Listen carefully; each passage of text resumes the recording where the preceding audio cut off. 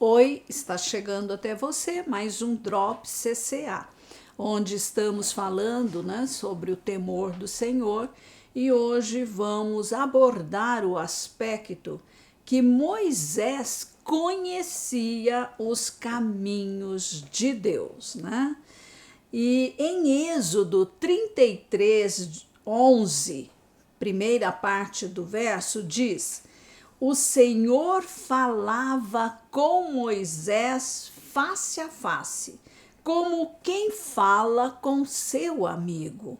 Moisés podia falar com Deus em um nível de intimidade. Isso faz toda a diferença.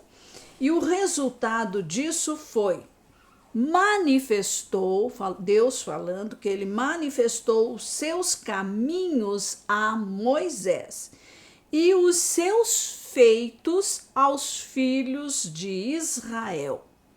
Porque o povo de Israel não temia ao Senhor, foi-lhe negada a intimidade com Deus. Eles o conheciam do mesmo modo que nós conhecemos o presidente da República. Isto é, conhecemos suas realizações, seus atos, suas falas, seus vídeos. Assim também o povo de Israel via os feitos, as realizações do Senhor, mas não entendiam os motivos e as intenções do seu coração. Eles muitas vezes entendiam mal os métodos de Deus. É impossível conhecer a Deus apenas observando o que ele faz no mundo natural. Seria como conhecer uma celebridade somente a partir das reportagens da mídia. Deus é espírito e os seus caminhos estão ocultos à sabedoria deste mundo natural. Deus só se revelará àqueles que o temem. O temor do Senhor é conhecer os caminhos de Deus. Conhecimento revelado. Moisés sabia com frequência porque Deus fazia as coisas que fazia. A Bíblia descreve esta percepção como entendimento.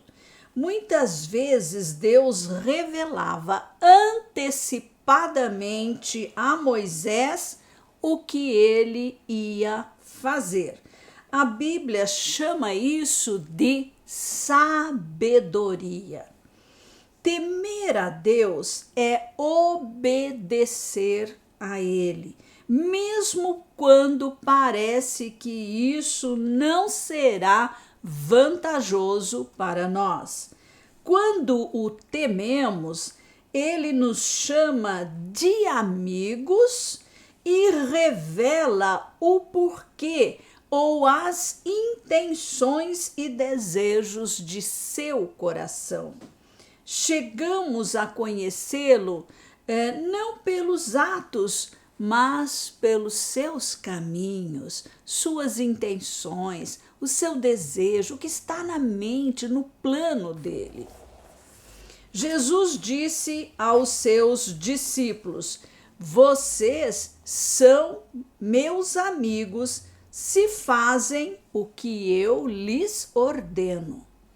Já não chamo vocês de servos, porque o servo não sabe o que o seu senhor faz, mas tenho chamado vocês de amigos, porque tudo o que eu ouvi do meu Pai, eu lhes dei a conhecer. Então, Jesus ouve diretamente do Pai e fala diretamente aos seus amigos. E amigos de Jesus são aqueles que o obedecem. Isso está lá em João 15, 14, 15. Jesus disse isso na última ceia, depois da partida de Judas, quando Judas já havia saído da ceia. Os discípulos permaneceram com Jesus e haviam provado ser fiéis como servos durante 3 anos e meio, que foi o que durou o ministério terreno de Jesus. Houve um tempo em que Jesus os tratava como servos. Esse foi um período de teste, o mesmo que aconteceu com Abraão e Moisés. Os amigos de Deus terão o seu dom de discernimento, dom, favor, presente, porque ele compartilha seus planos com os amigos.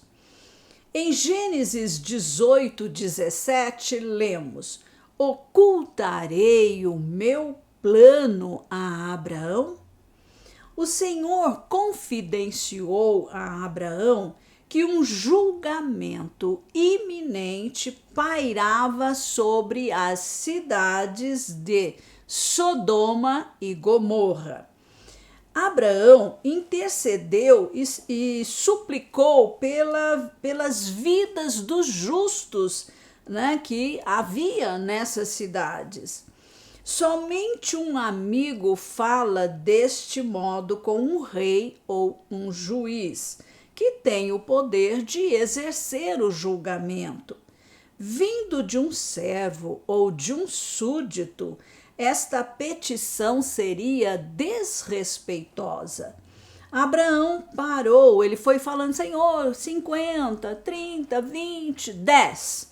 Aí ele parou em 10, porque para Abraão era impossível que não houvesse pelo menos 10 justos naquelas cidades. Mas não havia nem sequer 10 justos. O Senhor encontrou apenas Ló, o sobrinho de Abraão, e sua família. Deus mostrou a seu amigo Abraão o que ele planejava fazer. Ele confiou em Abraão porque Abraão temia a Deus, obedecia. O seu temor o havia elevado ao nível de confidente de Deus. Agora vamos ver um outro personagem. Esse estava corrompido pelo mundo.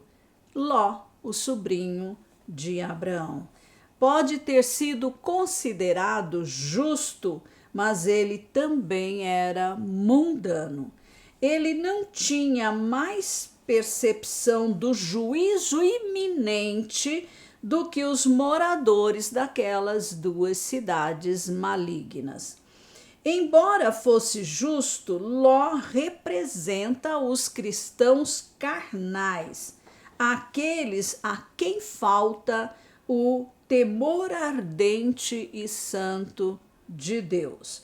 O relacionamento deles com o Senhor não é muito diferente do que existe entre os fãs e as fãs de celebridades. Isso pode ser visto através do local onde Ló escolheu morar. Cidade ímpia. O tipo de esposa que escolheu e os filhos que mais tarde ele geraria através do incesto com suas 2 filhas, os moabitas e os amonitas. Ló não foi sábio. Em contraste, Abraão escolheu uma vida separada. Ele procurou uma cidade cujo construtor e edificador era Deus. Ló escolheu a comunhão, o relacionamento com os ímpios, os descrentes, em lugar de uma vida separada para Deus. Finalmente, essa exposição constante à impiedade deu frutos na vida de Ló e na vida dos seus descendentes. Os padrões de Ló não eram ditados por Deus, eles eram ditados pela sociedade que o cercava.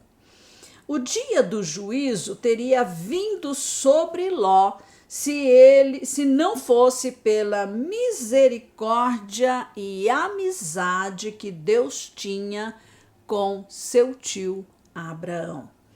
Deus enviou mensageiros angelicais, assim como ele enviará mensageiros proféticos com uma advertência aos crentes carnais na igreja, e porque estes permanecem esquecidos do juízo iminente. Aliás, nós estamos vendo tantos sinais, de que a segunda vinda de Jesus está tão próxima, mas muitos estão alienados. A mulher de Ló tinha tanta atração pela cidade ímpia que olhou para trás e virou uma estátua de sal. Você pode conferir lá em Gênesis 19, 26. Não podemos amar o mundo e sermos amigos de Deus ao mesmo tempo.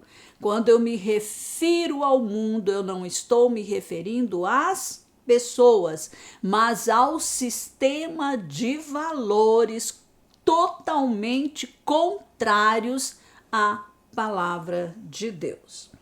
Só os puros de coração são amigos de Deus.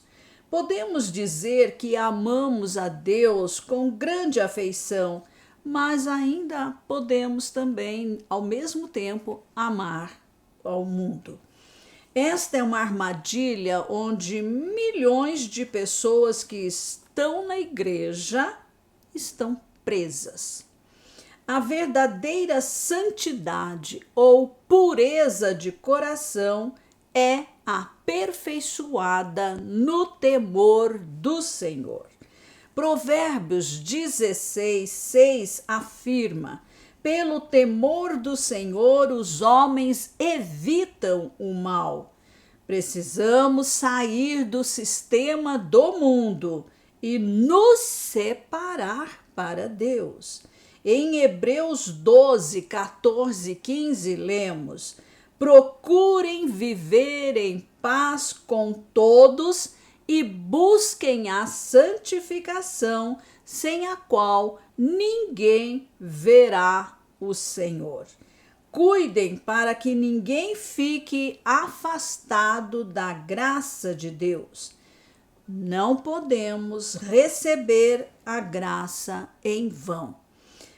Precisamos manter a graça produtiva em nós. Somente o temor do Senhor fará isso em nós. Deus promete que se nos limparmos da sujeira do mundo, Ele habitará conosco em sua glória. Aleluia! Que você possa crescer nesse conhecimento, que você possa crescer no temor do Senhor, que é crer nele e é também obedecer os seus mandamentos e os seus princípios. Amém.